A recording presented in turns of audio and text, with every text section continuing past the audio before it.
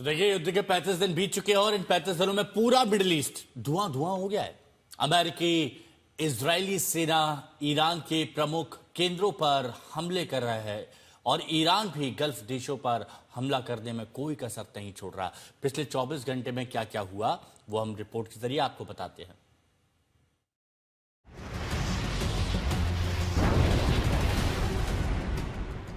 खबर नंबर 1, अमेरिकी राष्ट्रपति ट्रंप ने ईरान के ब्रिज और पावर प्लांट पर हमले की नई धमकी दी है।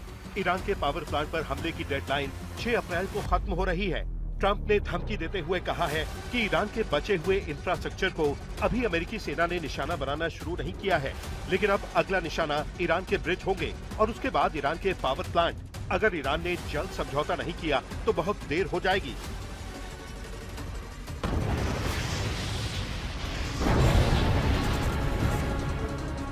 खबर नंबर 2, ईरान ने ट्रंप की धमकी पर पलटवार करते हुए कहा है, अगर अमेरिकी सेना की तरफ से ईरान के पावर प्लांट को निशाना बनाया गया तो मिडिल ईस्ट और इजराइल के पावर प्लांट और टेलीकॉम कंपनियों पर मिसाइल से हमले होंगे।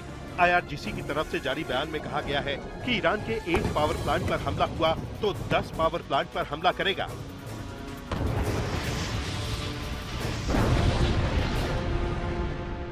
खबर नंबर 3, ईरान के पूर्व विदेश मंत्री जवाद जारिफ ने युद्ध विराम का फार्मूला सुझाया है।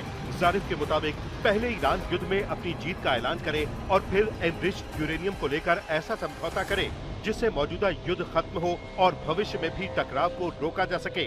जारिफ मानते हैं कि ईरान को अपने परमाणु प्रोग्राम पर कुछ शर्तों को मानना चाहिए ताकि ईरान और अमेरिका के बीच नॉन अग्रेशन का समझौता हो जाए, जिसमें दोनों देश भविष्य में एक दूसरे पर हमला न करने का वादा करें।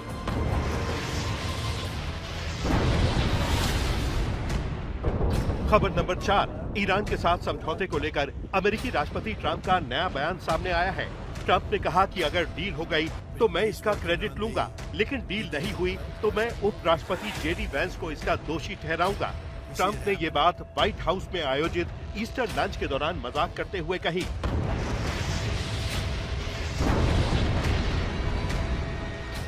खबर नंबर 5, ईरान ने अमेरिका के F-35 लड़ाकू विमान को मार गिराने का दावा किया है। IRGC की तरफ से कहा गया है कि F-35 के साथ एक और लड़ाकू विमान को ढेर करने में कामयाबी पाई है। इससे पहले भी ईरान ने अमेरिका के सबसे उन्नत और ताकतवर लड़ाकू विमान F-35 को निशाना बनाने का वीडियो जारी किया था। तब अमेरिकी सेना ने F-35 पर हमले की पुष्टि की थी, कहा था कि विमान को इमरजेंसी लैंडिंग करनी पड़ी थी और पायलट सुरक्षित है।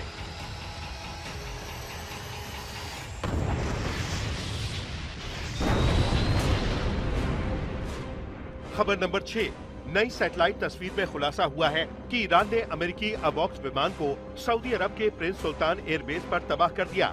CNN की रिपोर्ट के मुताबिक तबाह हुए अमेरिकी विमान की तस्वीर 29 मार्च की है। इसके साथ साथ सैटेलाइट तस्वीर में कई दूसरे लड़ाकू विमान भी नजर आ रहे हैं। सऊदी अरब के प्रिंस सुल्तान एयरबेस पर ईरान ने 27 मार्च को मिसाइल से हमला किया था।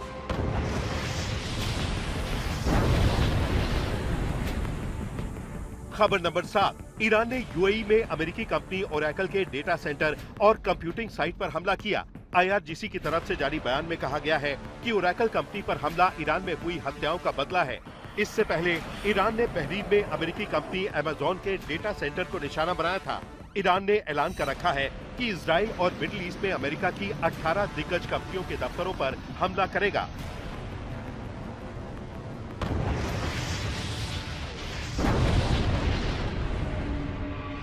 खबर नंबर 8, अमेरिकी मीडिया रिपोर्ट में ईरान की मिसाइल और ड्रोन को लेकर चौंकाने वाला दावा किया गया है।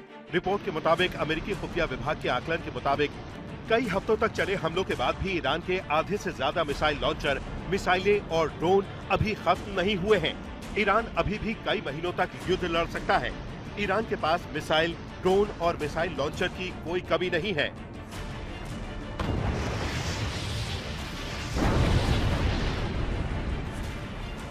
खबर नंबर 9, अमेरिकी रक्षा मंत्री पीट हेग्सेथ ने युद्ध के बीच army chief general Randy George के साथ साथ 2 और सीनियर सैन्य अफसरों की छुट्टी कर दी है।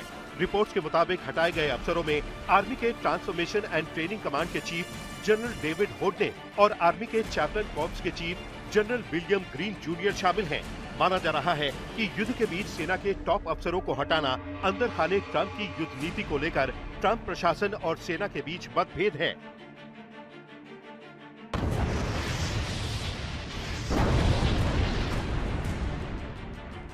खबर नंबर 10, होर्मुज स्ट्रेट पर ईरान के खिलाफ दुनिया लामबंद हो रही है। ऑस्ट्रेलिया ने होर्मुज स्ट्रेट को लेकर ईरान पर जानबूझकर दुनिया को आर्थिक चोट देने का आरोप लगाया है।